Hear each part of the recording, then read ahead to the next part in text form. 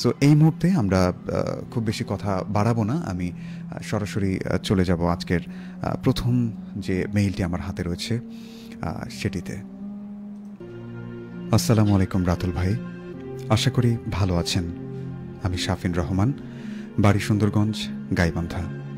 রাতুল ভাই, রেডিও সারাবেলার যত অনুষ্ঠান হয় তার মধ্যে ভূতবেলা আমার অনেক বেশি প্রিয়, আর আপনার পড়া মেইলগুলো অনেক বেশি ভালো লাগে। কিন্তু আপনি মাঝে মাঝে বলেন মেইল পান না, তাই আজকে আমার সাথেই ঘটা একটি ছোট্ট ঘটনা আপনাকে লিখছি। আমি তখন ক্লাস 9-এ পড়তাম। সময়টা 2019 সাল। বলে রাখা ভালো, আমার অসুখ লেগেই থাকতো। অনেকবার ডক্টর দেখিয়েও কোনো লাভ হয়নি। বাসার সবাই খুব চিন্তিত ছিলেন আমাকে নিয়ে, কারণ কোনোভাবেই আমার অসুস্থতা ছাড়ে না। এর মাঝেই রোজ রাতে কিছু কিছু বিষয় আমার চোখের সামনে আসতো। যেমন কখনো যদি আমি রাতে রুমে একা শুয়ে থাকি বা বসে থাকি, আমার মনে হতো কেমন একটা উটকো একটা গন্ধ আমার নাকে অনুভূত হতো। আবারও মাঝে মাঝে এমন হতো আমি বুঝতে পেতাম রুমের মাঝে আমি ছাড়াও দ্বিতীয় কেউ একজন আছেন। ধরুন আমি যদি চোখ বন্ধ করি, তখন মনে হতো কেউ একজন নিঃশ্বাস ছাড়ছেন আমার আশেপাশে। এমন অনেক রাত গেছে আমি না ঘুমিয়েই রাত পার করেছি, কারণ ঘুমলেই ওই যে একটা অদ্ভুত অনুভূতি হতো, শরীরটা ভারী ভারী লাগতো। বাসায় বললেও শুরুতে কেউ গায়ে লাগাতো না, বলতো আমার হ্যালুসিনেশন হচ্ছে। তো প্রতি রাতে দোয়া পড়তাম, আর যেদিন আমার পাশে কেউ থাকতো, অর্থাৎ আমার পাশে ঘুমাতো, সেদিন এমনটা কম হতো। আর বলে রাখি, আমাদের বাড়িটা একটু বাগানের মধ্যে। আমার ছোট বোন এবং আমার মা এক রুমে থাকে এবং আমি পাশের রুমে ঘুমিয়ে। হঠাৎ শুনতে পেলাম কেউ একজন নূপুর পায়ে হেঁটে চলে গেল। আমি ভাবলাম হয়তোবা আমার মা অথবা আমার ছোট বোন, কিন্তু সকালে উঠে কারো পায়ে নূপুর নেই। আমি জিজ্ঞাসা করলাম, কিন্তু জানতে পারি তারা কেউই নূপুর পরেন না। তো এটি একটি ঘটনা ছিল আমার। এর কিছুদিন পর আস্তে আস্তে আমার হাত পায়ের শক্তি পেতাম না। যেমন ধরুন, হাঁটতে খুব অস্বস্তি বোধ হতো, মনে হতো যে প্রচুর ক্লান্তি আমার ভেতর। সারাদিন শুয়ে বসে থাকতাম।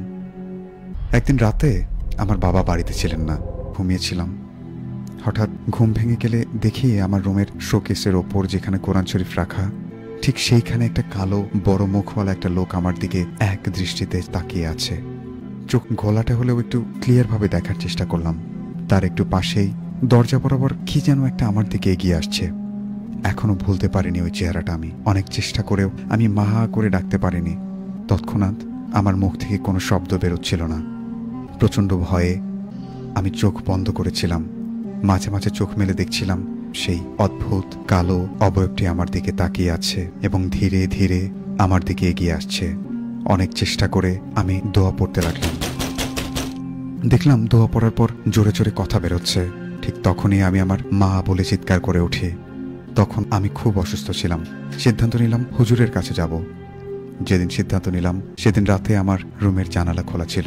আমি যখনই সেই রুমের জানালা লাগাতে গেলাম, ঠিক সেই মুহূর্তে একটা শীতল হাত আমার হাতটা চেপে ধরল। প্রচণ্ড ভয়ে বুকটা কেঁপে ওঠে। সঙ্গে সঙ্গে আমি জোরে চিৎকার করে উঠি। যতটুকু মনে আছে সাথে সাথে ওদিক থেকে আমার হাতটা ছেড়ে দেওয়া হয়। আমি কাঁপতে কাঁপতে সোফার উপর পড়ে যাই। পাশের রুম থেকে আমার পড়ে যাওয়ার শব্দ শুনে আমার বাবা, আমার বোন এবং আমার মা এসে দেখেন আমি অজ্ঞান হয়ে পড়ে আছি।